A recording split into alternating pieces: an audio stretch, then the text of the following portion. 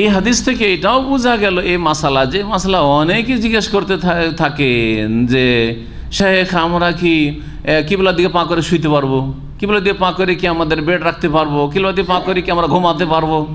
হ্যাঁ, উত্তর দেন। পারবেন না? পারবেন না?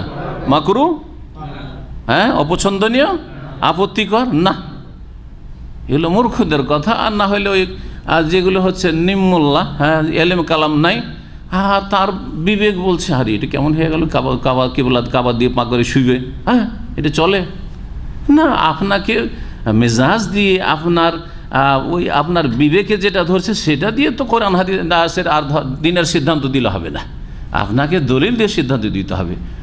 দলিল হচ্ছে যে পেশাব পায়খানার ক্ষেত্রে কেবলা সামনে পেছনে করা যাবে না।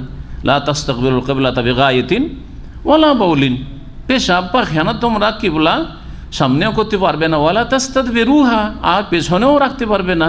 ওয়ালাকিন শাররিকু গাররিবু, হে মদিনার লোকেরা অথবা সেই দিকে যারা আছো, হ্যাঁ, তাদের জন্য বলা হয়েছে তোমরা পূর্ব পশ্চিম করে বসে। যারা উত্তর দক্ষিণ দিকে বাস করে, উত্তর অথবা দক্ষিণ দিকে বাস করে কাবা ঘরের, তারা পূর্ব পশ্চিম দিকে মুখ করে বাথরুম করবে, আর যারা পূর্ব পশ্চিমে বাস করে তারা উত্তর দক্ষিণ করে বসবে। তাহলে পেশাব পায়খানার অবস্থার বিধান হচ্ছে যে কেবলার দিকে কি করা যাবে না, হ্যাঁ, মুখ করা যাবে না, পেছন করা যাবে না, পা করা যাবে, পায়ের কথা আসলে নেই, সেটা হচ্ছে লজ্জাস্থান বা পেছন দিয়ে নিতম্ব করা যাবে না।